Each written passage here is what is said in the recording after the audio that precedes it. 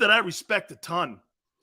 And he's carved out some time for us here, the owner of 3 Super Bowl rings. You can watch him on Sundays, and also you can see him on The Herd with Colin Cowherd, FS1. A boatload of times is our friend Mark Schlereth, and he joins us now here.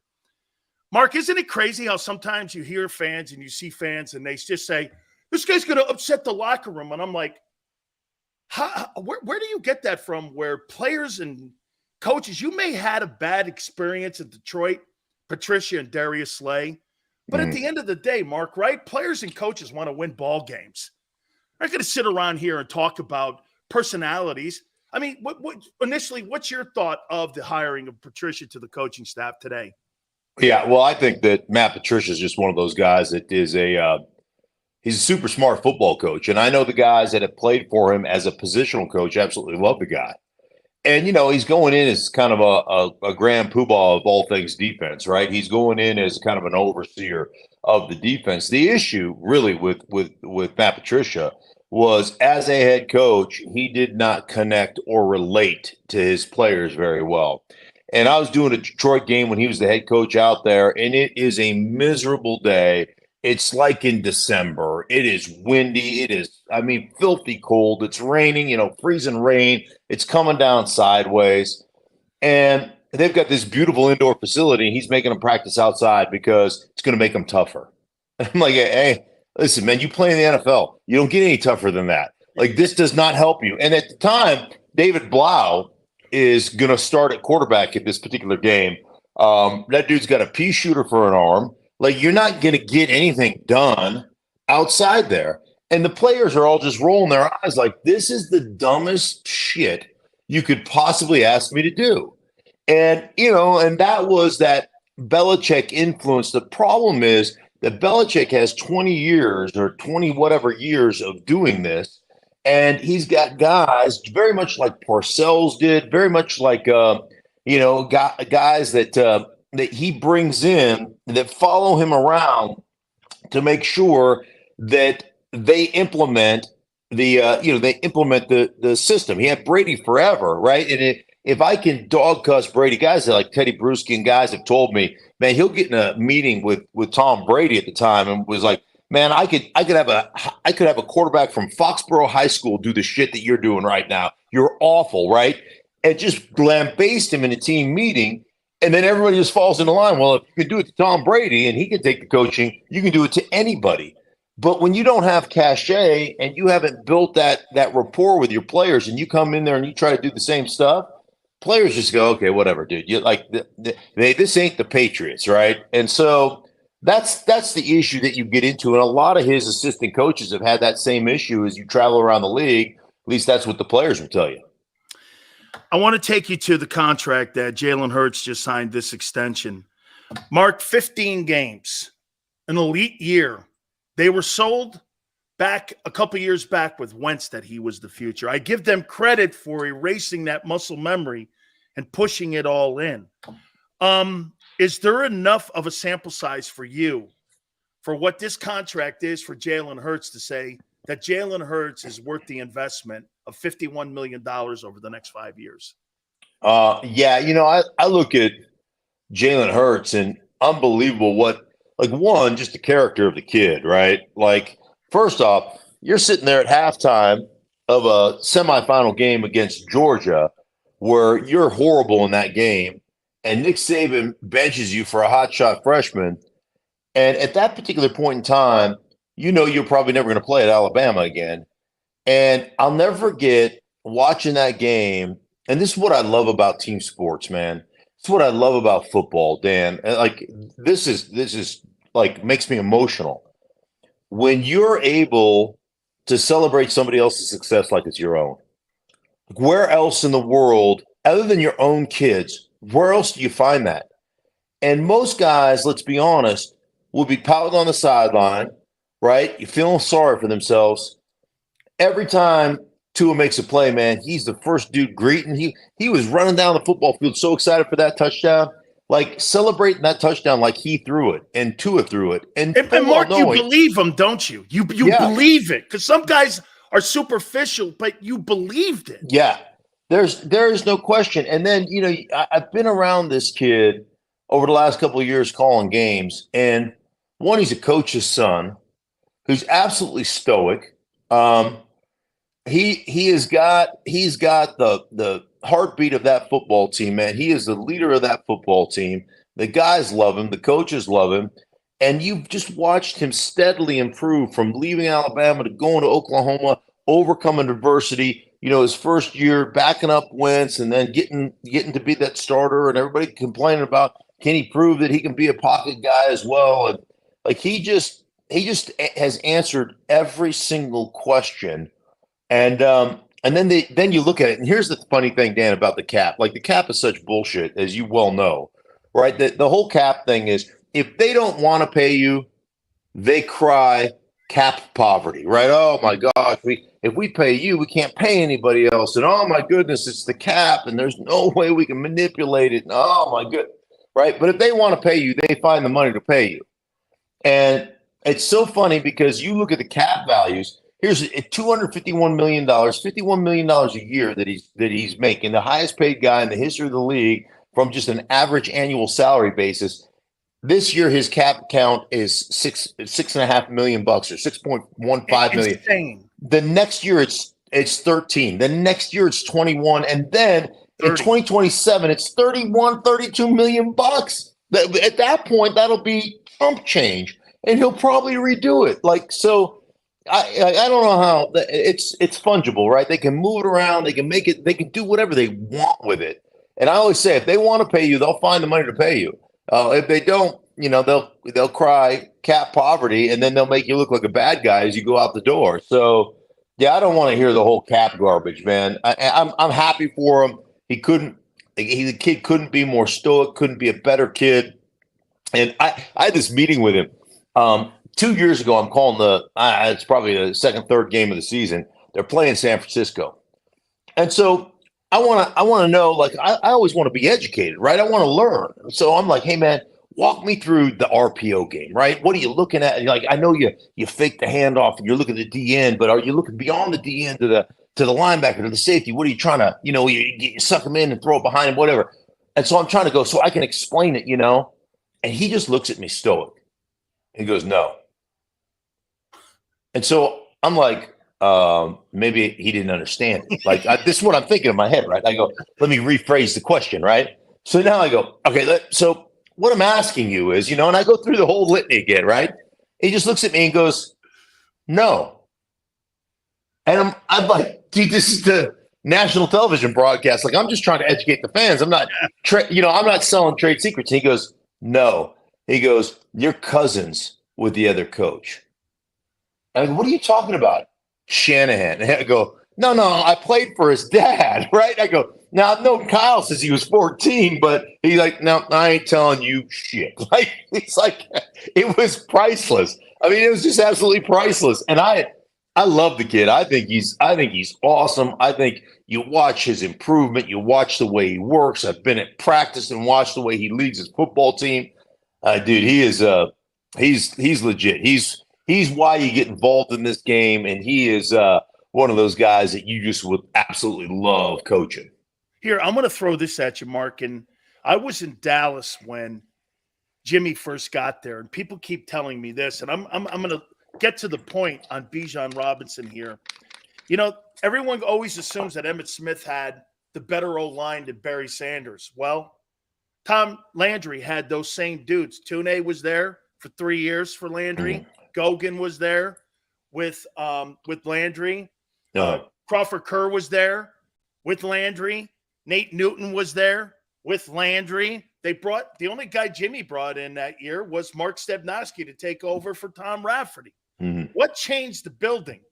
They brought in an elite back, and Emmitt made that line cohesive. And before you know it, it was an elite line. You have one of the greatest lines. Mark, I think this line, Dickerson's turning into what I think is going to be the heir apparent to Zach Martin. Malata's turning into a mainstay.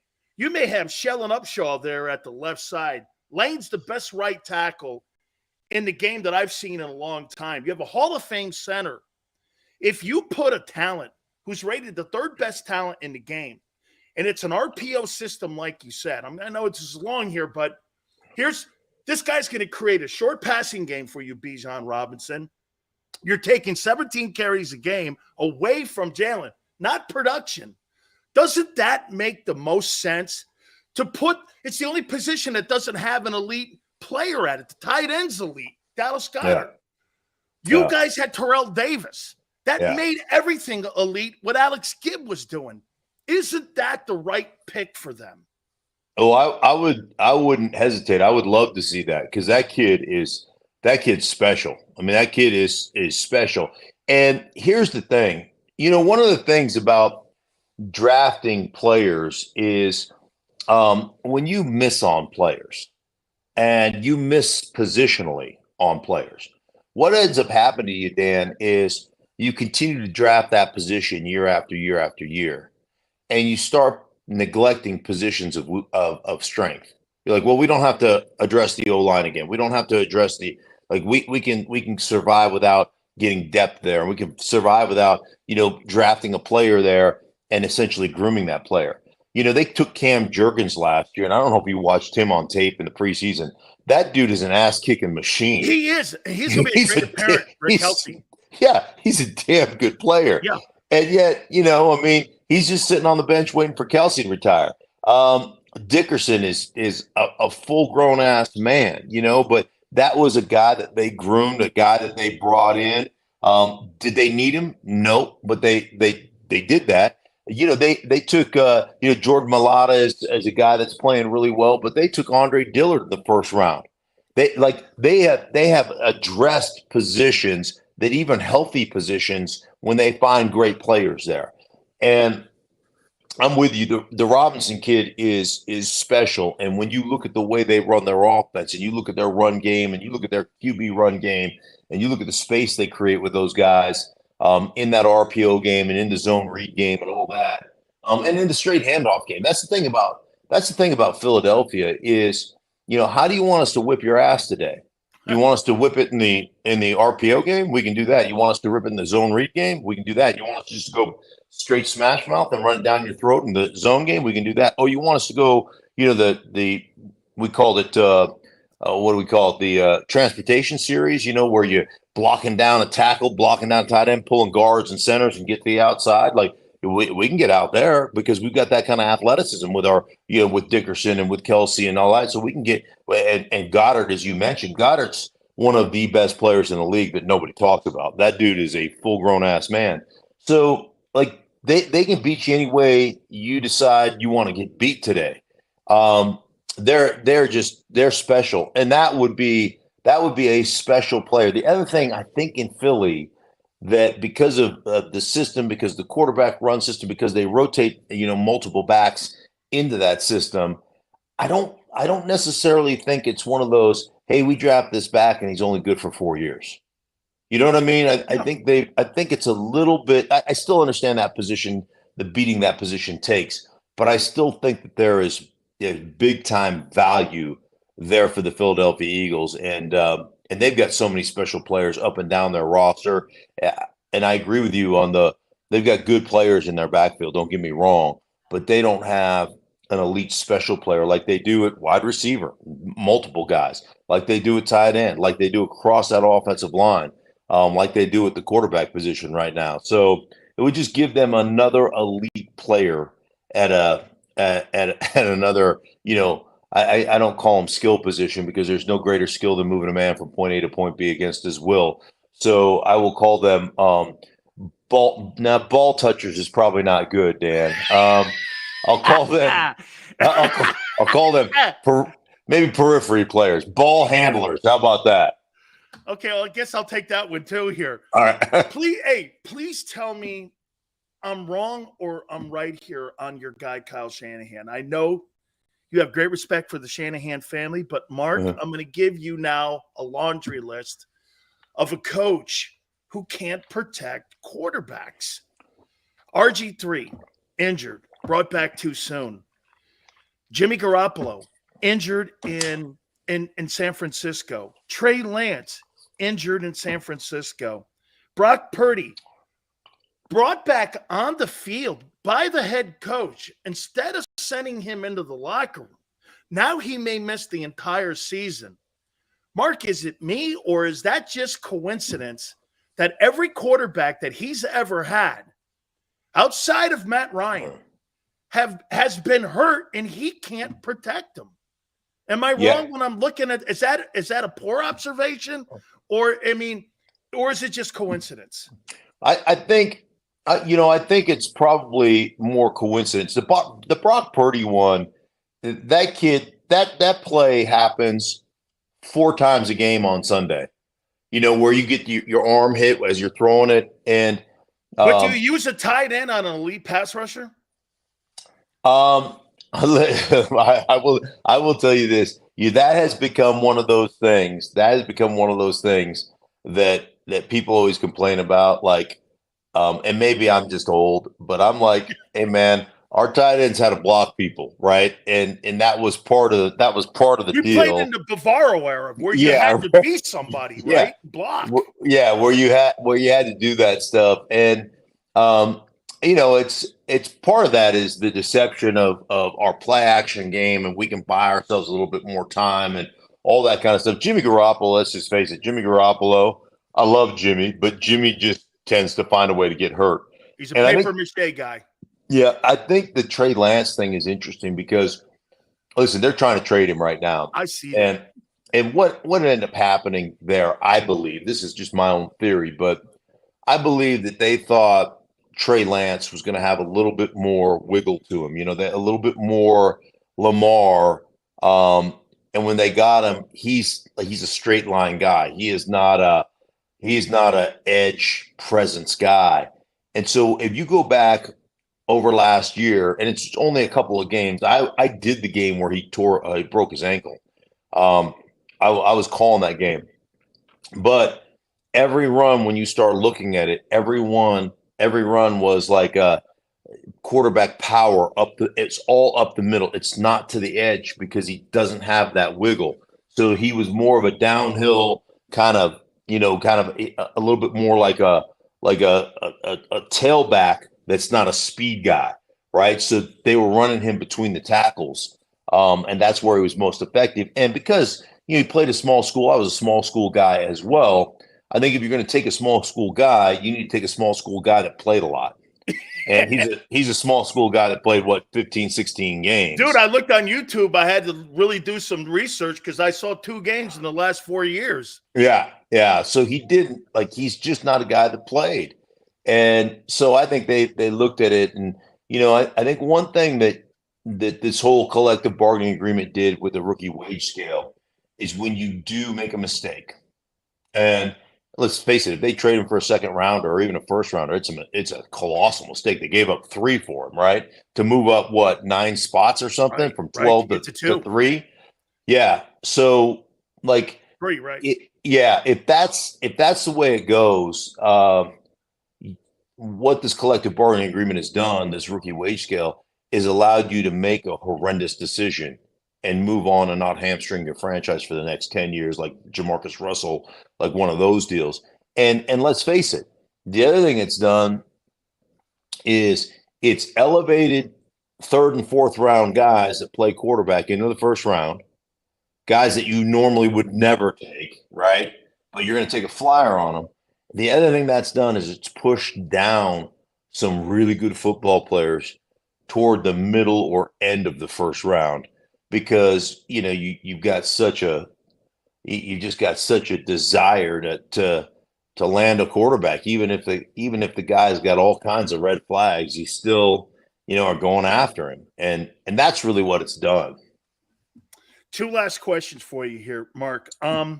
If you were going to start your franchise with one of these quarterbacks, Lamar Jackson or Jalen Hurts, Demarcus Robinson, Devin Duvernay, Mark Andrew, I agree. The best back in the building is Lamar Jackson. The second best is T.K. Dobbins.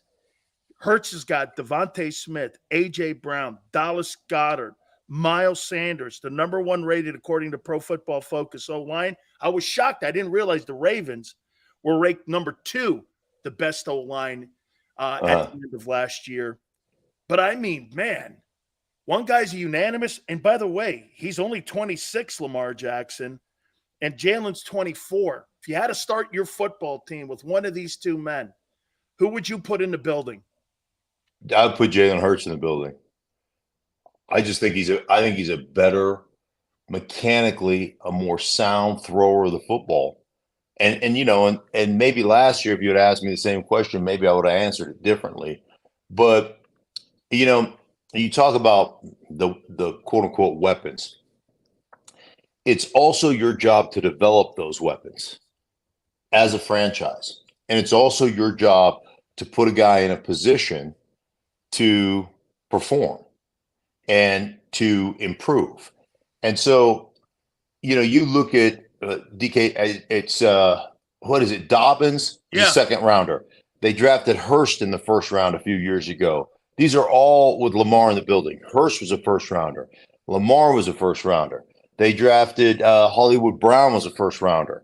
Boykins was a third rounder. They drafted Bateman was a first rounder. Now, I know they've had some injuries and things of that nature, but so you don't think he develops players in Baltimore well, say the elite guys have, because like Kansas City with Mahomes, he doesn't do. I mean, Mahomes won a Super Bowl with Juju Smith-Schuster. Yeah, right. Exactly. I think that elite level throwers and elite level quarterbacks, you know, develop weapons. I don't think it's the other way around. Like, I mean, let's face it, Devontae Adams was a second rounder, right? He became the best receiver in football. Why? Well, because he's got a system and a quarterback. But now, here's the other thing that you have to understand is that when you play the system they play, which is, you know, two backs, multiple tight ends, run first system, we're going to do that. You know, half the time you're using one wide receiver in those systems, right? If you're running 22 personnel or two wide receivers, if you're running some type of 21 or 12 personnel. And it's not necessarily one of those things where you're running multiple like route combinations. You know, you're getting big, heavy, and the bottom line is you're getting safeties down in the box. And one thing I always tell people is when you get a single high safety look, right, and you get an extra safety in the box, there's one thing you can play out of, or there's two coverages you can play out of that, as you know. There's either cover one or cover three. Well, any outside release on cover three, cover one is man-to-man.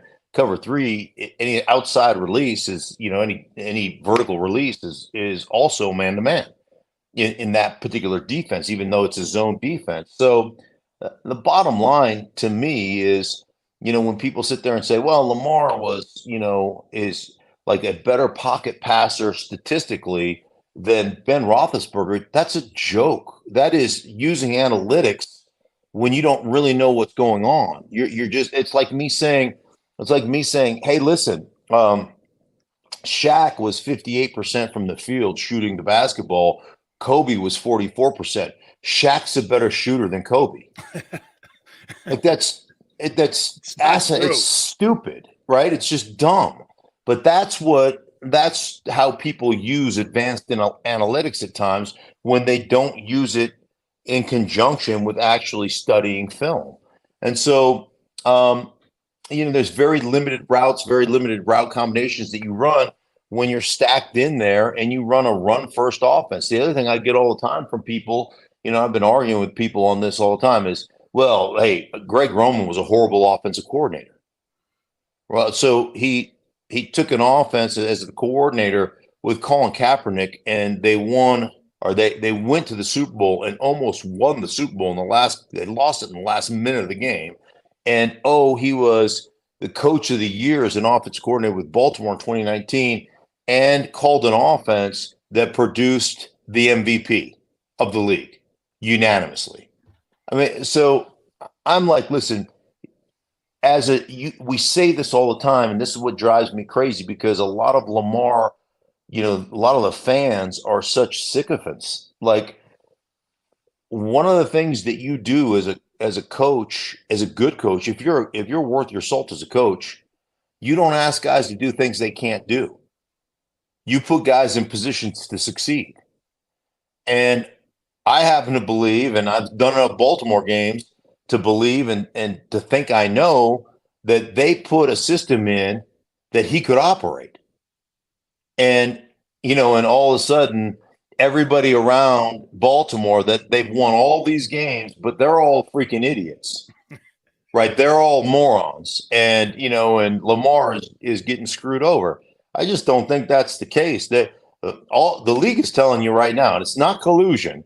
The league is telling you we don't have a bunch of wide tight ends that can block people. We don't have a 313-pound former defensive lineman that plays fullback for us that has skills and can catch the ball. We don't have multiple running backs, and we don't have a core. We don't have the personnel that Baltimore has to run the offense they have. And we're not going to go ahead and make him the highest paid quarterback and give up 2 first-rounders. And we don't have the personnel to run it. The league is telling you what they think.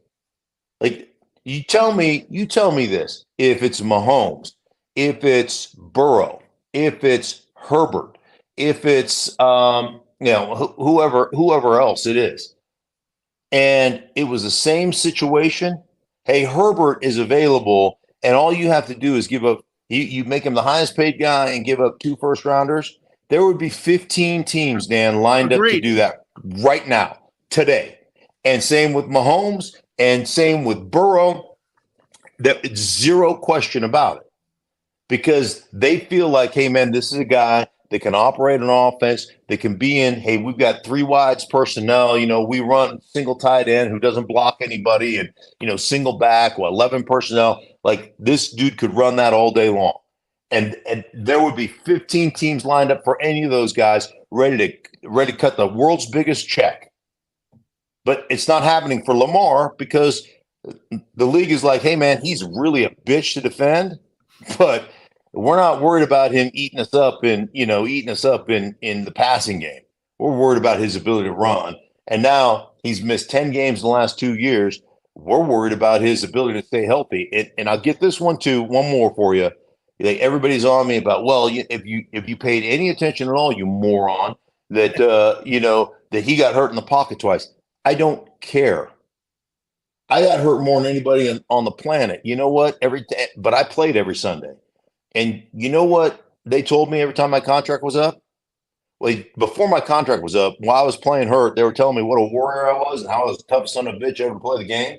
And then when my contract was up, they would say, we can't pay you. You've been hurt. Yeah, but I didn't miss any games. Yeah, it doesn't matter. You've been hurt. That all's being injured. I don't care if it's injured on the run or injured in the pocket. You're injured. All that is leverage. That's all NFL teams. You go back to how we started this conversation about the business of football. That's the business of football. Lamar, you got hurt twice. Don't care where you got hurt. You could have got hurt on a bicycle accident. You got hurt. We have leverage. That's how this game operates. Finally, Mark, and to expand a little bit what you're saying here, and I get everything you're saying on Lamar, but don't you agree? And to me, what I don't like is hearing ex-NFL guys not rooting for a guy trying to break the NFL's model on how the owners control the players. Because at the end of the day, Mark, we're not the partners of the owners. The networks are the partners of the owners. Okay, we're just pawns in this here. Why aren't more people rooting for Deshaun Watson deals for all these players across the league to get more guaranteed money, to get more guaranteed deals? To me, I think this is not so much collusion. It's more that the owners don't want their business model broken, because this has been the 32 Sharks way of doing business, Mark. It's not I heard Jim Irsay at the owners meeting, Mark, saying this in Phoenix. I don't mind paying Lamar $51 million, but I'm not giving him $230 guaranteed. That's more attack on the business model, isn't it? More so than the guaranteed money, because they had a bribe Deshaun Watson to go to Cleveland. That was a bribe to go to Cleveland. Nobody's going to Cleveland to play quarterback. Watson was going to go to Atlanta or Carolina, but Haslam got on his jet with a trash bag of money and said, here, I'm bribing you. Mm-hmm. Isn't that what this is really maybe more about, is the business plan? Yeah, well, one thing I know about the billionaires is they've got more money than you. They can wait it out. And frankly, I mean, say what you want. They just got leverage. They're smarter than us. Like they know. Like every time they lock us out, right? They know there's 87 strike. I was right. promised 4 checks. I never got them. We lost all that money. We were told we were going to get that. Hey, Mark, we've never won a strike. That's why we No. don't do it anymore. Well, here's the interesting thing, in regards to that is there's on any team, it's probably more now, but I always used to call it the 80-20 rule. And you've got to understand this is why we can't win. And this is what the owners know about us. 20% of the guys make 80% of the money. The other 80% of the guys share the rest of the 20% of the money that's left over. And so what ends up happening to us is they know when they lock us out, come July, that 80% needs to pay their bills. That 80% didn't save their money. That 80%, remember, and I know people always look at this and like, oh, that's ridiculous. No, it's not. No, Because what you have to understand is the average career lasts 3.4 years. Still, that hasn't changed since the inception of this game. So you're talking about 80% of the guys that really are living, they're 3 paychecks away from financial disaster. Mark, And I tell people if you make $1 million, just say you make $1 million. Well, 30% of that is automatically going to taxes. Standard of living is going to take another 150. If you come out of your contract where you're getting half to maybe lower than half, you're not going to sustain that for the rest of your life. Playing 3 years, that's not going to work for you, man. So again, I mean, like you say, I don't think people realize this too, Mark. Half the league is undrafted players. Yeah. I mean, that's where I think that's the hidden gem here with this whole thing. And I just think Lamar's banging his head against the wall that he's not going to win. I agree with you. And listen, I think that eventually Lamar will end up re-signing with the Baltimore Ravens, and they're going to pay him. But even More the than Baltimore, I don't know that they'll pay him more than Hurts. But I think what he'll get is, and I think it's already been offered to him, a 3-year, 3-year fully guaranteed contract. And the thing about him at 26 years old, you know what? You re-up at 29. And you go do it again. You don't let the market get past you. And right. to me, I want the shorter deals if I'm a player like that, Mark, because remember that deal that Warren Moon had that Lee Steinberg put together, Mark, where it went like this? I'm never going to be the highest paid player in the history of the game, but you know what I won't be? Lower than the third. Every year he got his contract renewed because Elway and Montana and Moreno got their deals because it keeps you in the market. To me, I want shorter deals, not longer deals. Right. The problem for Lamar, and maybe this is, and I hadn't thought about this until you and I have talked about it. I've been talking about this a bunch on my podcast, which is called the Stinking Truth Podcast, by the way. But I've been talking about this a bunch, but this is the first time I've actually thought about this. I've talked to the Baltimore Ravens. I've talked to John Harbaugh about this multiple times. How sustainable is this offense? And you're like, we're figuring it out. We don't know. And ultimately, he's like, Lamar doesn't take any bigger, like he takes less big hits running around than most pocket quarterbacks take. Stink, let me stop you for a second because I had Phil Simms on, and you tell me if you agree with what you're saying right now. Phil said this, he goes, Dan, most of the guys get hit in the pocket. These dual threat guys have more control. He goes, the problem with Lamar and Josh Allen, these guys play too aggressive. Jalen Hurts does this. When you're out in open space, you have more control of how you're going to receive the contact in open space because the game's in front of you, getting down like Russell Wilson, throwing the ball out of bounds. There's more control. When you're in the pocket like this, the backside, how many times have you had your knees buckled under because you're sitting there blocking like this and you have no control of the pocket? He says these dual threat guys have more control in open space than they do in the pocket. So they're more likely to get hurt in the pocket. Yeah, no, I agree with that. And this is the conversation I have with John. He's like, he doesn't take a lot of big hits outside the pocket. But think about it. You're scrambling, you're moving, bam, you're planting, you're cutting back. Like ACLs, ruptured Achilles, those things happen in open space. They're not contact injuries. You watch 90 whatever percent of all ACLs are non-contact. Correct. I tore my ACL non-contact. Pretty much everybody, it's a plant. Like go back to the last year, Kyler Murray. What did he do? He planted hard outside the pocket. Bam, it pops. Like that doesn't happen inside the pocket. That only happens when you're running around scrambling. And then when you do get hit, and it's not necessarily just the hit; it's the four guys that pile on top of you. Right? I mean, it's like Mahomes dislocated his kneecap on a quarterback sneak. Yeah, it's just the overall wear and tear. But this is what I was going to tell you that I hadn't thought about until you and I talked about it. Like John and I have had this conversation. I don't know how sustainable this is. We're going to find out because it was kind of new, right? It was a new thing when Lamar really kind of broke on the scene in 2018 and then in 2019. But I wonder if Lamar wonders if it's sustainable. That's why he doesn't want to sign a short-term deal. Like, hey, man, I've gotten hurt the last 2 years. I've missed 10 games, in parts of other games. I've missed 34% of the snaps over the last 2 years. How sustainable is the offense that we run right now? It's not, though, Mark. There's not a high ceiling for dual threat. Name me a guy that's played 12, 13 years that's a dual threat guy that runs the way that Kaepernick, RG3. I mean, go down. I worry. Hey, man, I worry about Josh Allen. Josh Allen, too. I think he's going to get killed. Josh Allen get a better running game. Right. Josh Allen is getting 700, 750 yards. Now, the difference is Josh Allen is legit 6'5", 255. Like Josh Allen. 17. Yeah, he's a big-ass man.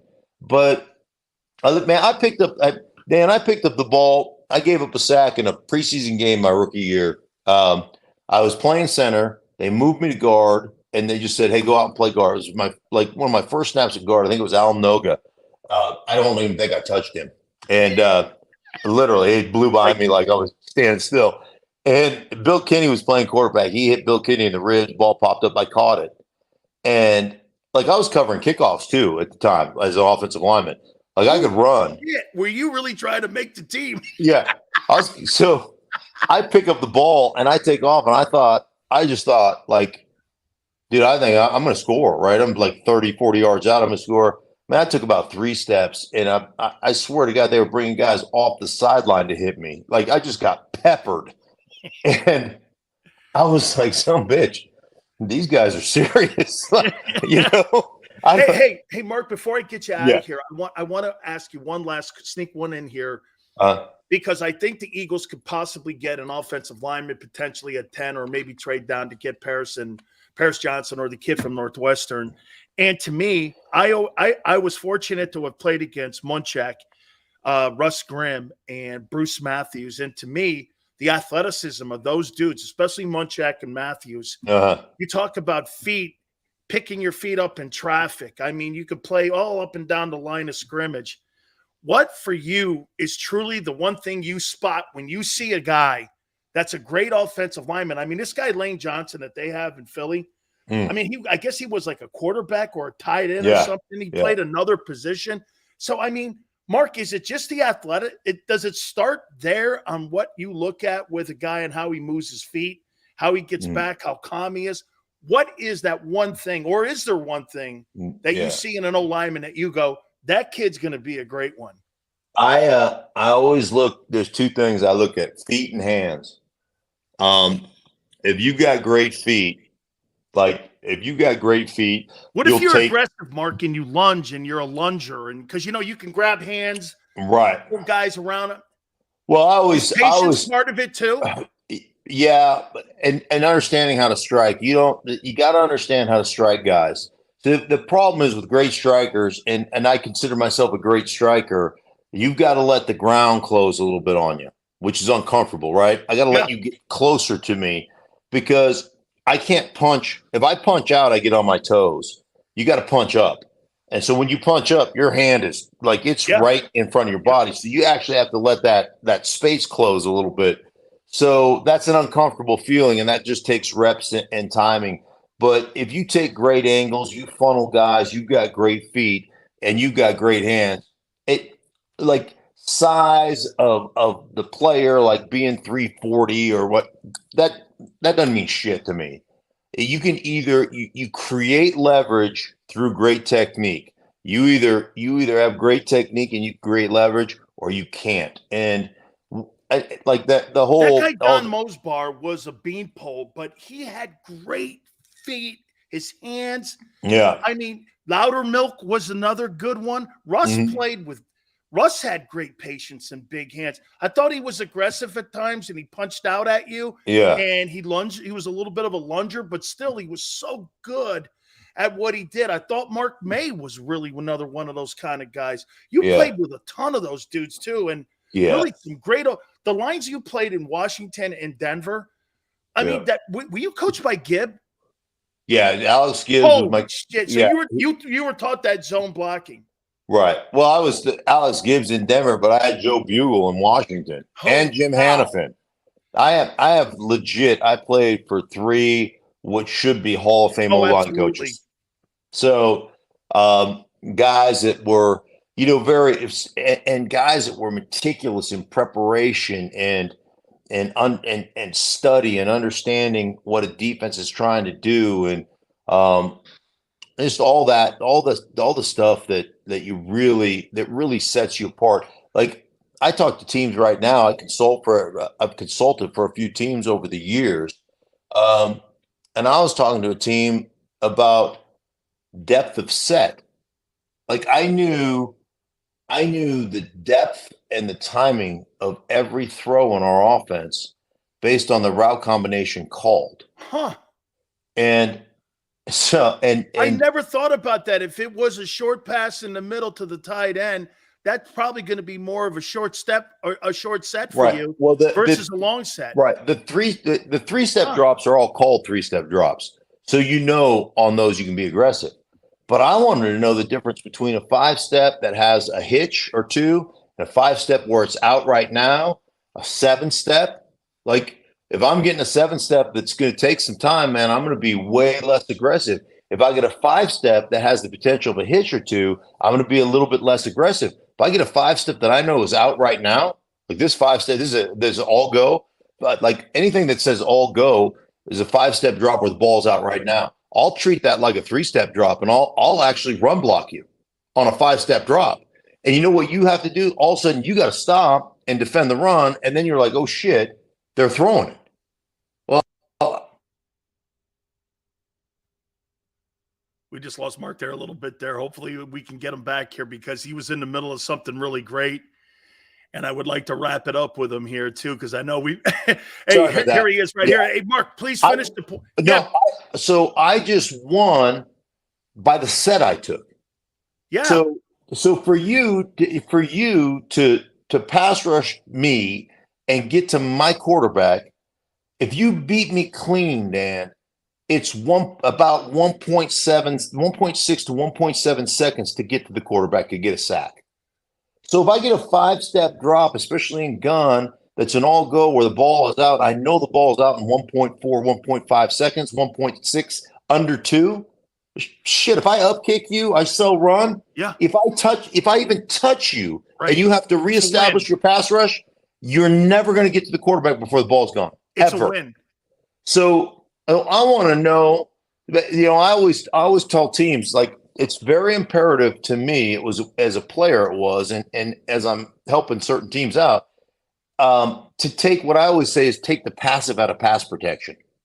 How can you as a play caller and how can you as a coach help us perform as pass protectors? So can I take a game plan where we know we're going to throw it 35 times, but with bubble screens and with 5-step drops where the ball is gone and I can be ultra aggressive and 3-step drops and some of these other things, can I take those 35 reps? Can I take that down to 12 times where I have to hold up? Because if you can get me down to 15 to 12 times, if I can't hold up, then I suck. right? That just shows you, and I don't think people understand that, Mark, just sitting there watching the game. See, this was my failure, Mark. This was my failure, what you're talking about, and why guys like you played with such great energy and such a great career. I think you're borderline Hall of Fame type of player. And I'll say this to you, man. I mean, the studying, the nuances. I tell people I benched 600 pounds, Mark, when I was at Miami. Me and Kevin Fagan. We were 600-pound benchers. But when you get to the NFL, everyone's a 600-pound bencher. Right. Everyone runs 4.8s. Everyone's a great athlete. But really, man, it comes down to technique. The NFL is a game of angles, not power. It's a game of angles. And if you get that, college game, do you agree, Mark? Is power. You can overpower people and out-talent them. But when you get to the NFL, man, Mark, I go up to Green Bay with Lindy and Fonnie's team, and I'm like, oh, these teams sucks, man. Look at their record. Man, I got into that game. I'm sitting there, and I'm going against Rich Moran and them guys, and I'm sitting there going, holy shit, this is really hard. I mean, these guys, I mean, the difference between being 10-6 back then and 6-10, I say it was 20 plays a game. I used to tell people that 20 plays probably separates those type of teams. And the teams that can make those 20 plays, those are the difference. It's not that far off, is it, Mark, between the good and the bad? No, all the talent's all there. And it's where, that's where, especially D linemen, it's where D linemen come in and really struggle is when you play at a big school and you're a stud, you just physically, you dominate pretty much everybody you go against. So why do I need to develop a secondary move? Why do I need to study? Why I'm physically more gifted than everybody else. Putting my left hand down. Get this, Mark. Get this. I never had. Me and Jerome Brown played next to each other at UM, and I was like this. You know, Butch Davis came to me one day and goes, "Hey, you should work on putting your left hand down." And I was like, "Why? I'm killing Oklahoma, FSU, Penn State. Right. I'm killing them." I got to the NFL.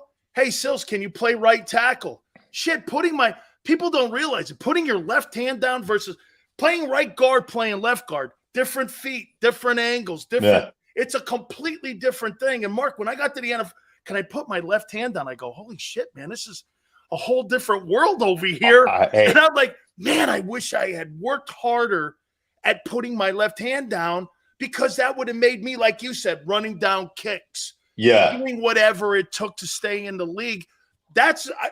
You playing at a small school probably helped you more than it hurt you.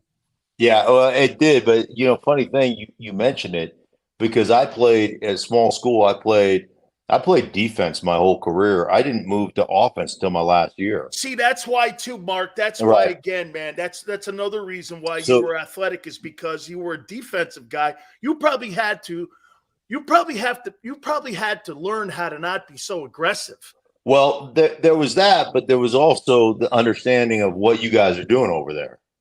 So, you could smell things. For me, I could always that dude shouldn't. This is a 25 front, and that will linebacker should not be where he's lined up to take away. We're in a slot formation. He's lined up not to play where he's supposed to be playing. He's lined up. He's cheating to take away the slant. Yes. Meaning this safety, I know this safety's rolling down from 12. He's just waiting to disguise. So you start to look at things differently. You're like, dude, I'm not going to go chase a will linebacker when my slot guy, if we're running away, my slot guy will pick him up. I'll just go after the safety instead. I'll exchange responsibilities because those two, I know they're exchanging responsibility. You start to see that stuff.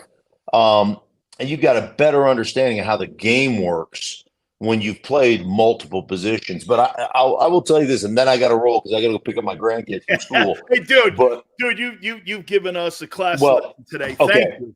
But I played. I went out and played guard my last year, and I played strong guard, weak guard. So we flip flop based on I was the strong guard. So sometimes I play. Most of the time I play right guard, but sometimes I play left guard. But I played everything out of a right-handed stance. And then I got moved from Washington. I played right guard for 6 years. Then they moved me to left guard when I got to Denver. And I could not get in a left-handed stance for the life of me. And I tried and tried. I couldn't do it. I was like, I can't play this way.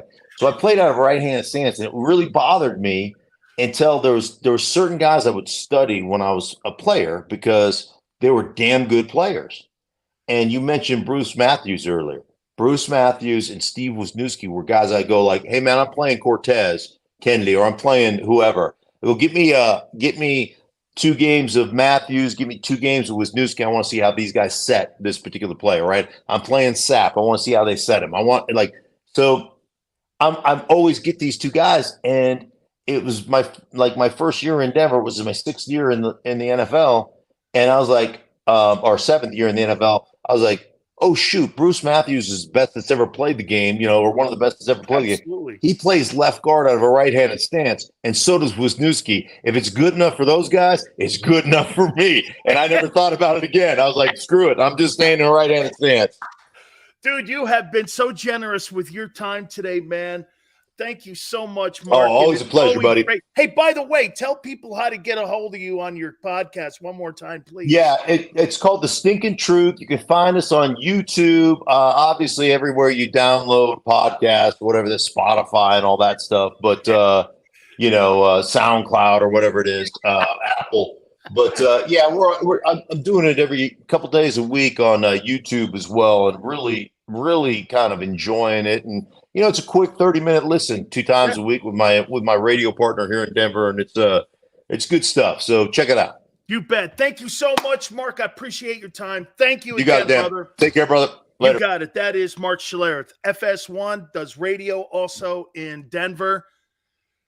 Gave us a full hour almost, didn't he, Tone? Really great stuff. I appreciate him doing that for us. I asked him for 12 minutes. The guy gave me an hour. You see,